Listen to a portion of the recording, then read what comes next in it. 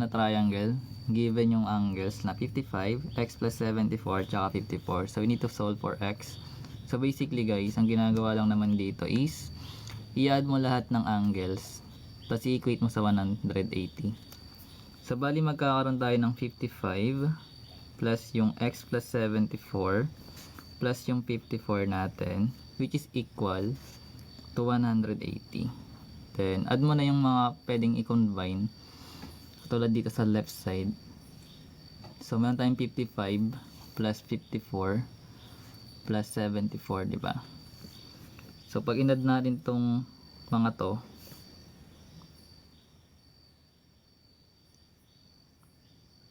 ay, yan. So, tama ba? Alam, di ako marunong yan guys. Sa 50, ulitin natin. Meron tayong angle nito. Yan. Ala, mali ako. Mali yata ako guys. Ay, mali pala. Mali ba? Gulon ako ah. Ay hindi, ganito lang gawin mo actually. Paano ba explain? 55 tsaka 54. Ilan yun? That is 109. Tama? So, hindi natin ito gagawin. 109. Kumbaga, pwede mo siyang gamitan ng logic. Logic na lang. Pwede yan. So, meron ka 109, tapos meron kang 74. Ay, sobra siya. Ba't mali? Alam, hindi na ako marunong mag-solve. Wala. Paano ba yung ginagawa? Wala, hindi na ako marunong.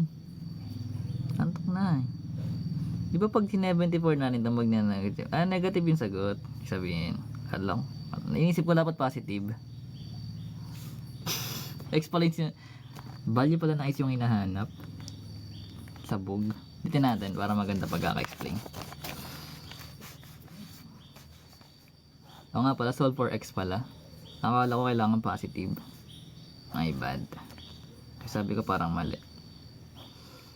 So, dito natin. Ba't nasa isip ko dapat positive? Kasi positive thinkers ako eh. Joke. Anyways, meron tayong given. Ito natin ng konti. Yan. So, ito yung given. 55, x plus 74, tsaka 54. So, we need to solve for x, sabi. So, add lang natin yung mga angles. Then, equate sa 180. Then, syempre, pag in-add natin yung 55, 74, tsaka 54, that is constant. So, 55 plus 54, sabi natin, pwede mong gawin yung ginawa natin kanina. Or pwede yung pagsabay-sabayin yan, guys. So, magkakaroon ka ng 109 plus yung 74.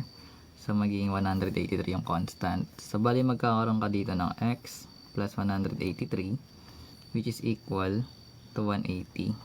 So, linear na lang. Linear equation. Lipat natin yung 183. So, may 1 minus 183 siya. Then, 180 minus 183, yung value ng x magiging negative 3. So, ibig sabihin, pag pinlag natin yung negative 3 dito guys, etong angle na to, ang measure nito is ilan? That is, what? Magiging 71. Sundan? So, 71 yung measure nito. Pero dahil x lang yung ginahanap natin, so, negative 3 yung magiging sagot natin. Para dito. Yan. Gets yun. Then, pag in-add mo tong tatlo, magiging 180 yan. Yan. Next tayo.